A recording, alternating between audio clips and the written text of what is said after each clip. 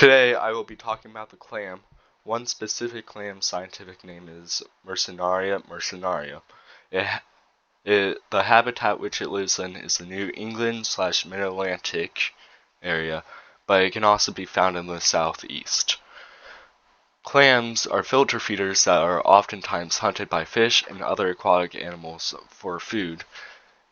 Humans also eat clams, and many people rely on clams to earn a living through either food or pearls. This is the classification of the clam.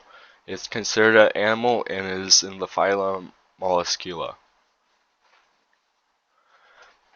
Next, let's look at the orientation of the clam. The side with the hinge here is going to be considered the top, or the dorsal side, and the side down here is going to be considered the bottom, or ventral side. As the clam grows, it gains more rings on its shell. The oldest rings on the shell will be near its hinge, while the youngest will be near its opening. Next, to figure out the front and back of the clam, we must look at the dorsal side. The shorter side of the clam will be considered the anterior or front of the clam, whereas the longer side will be considered the posterior or back side of the clam. Next, let's look at the clam's internal structure. The abductor muscles allow the clam to hold its shell closed and protect its internal organs. The arrow on the left here is pointing towards the anterior adductor muscle, whereas the arrow on the right is pointing towards the posterior abductor muscle. Next, the mantle is a thin layer that produces the shell, allowing the clam to grow larger. There's two mantles in a clam, one that attaches to each side of the shell. One here and one down here.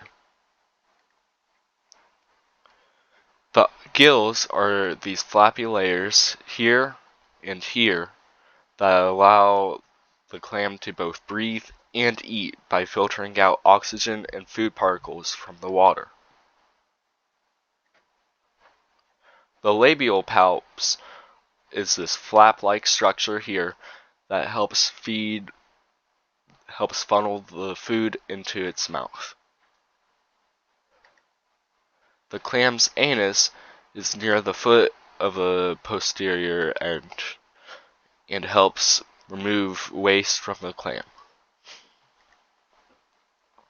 The foot is this large muscular structure here that helps the clam move to areas with higher concentration of food, and it helps it burrow, which protects it from predators.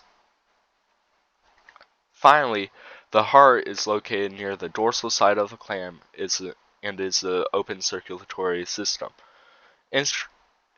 Interestingly, the intestines, seen by this darker area here, partially runs through the clam's heart.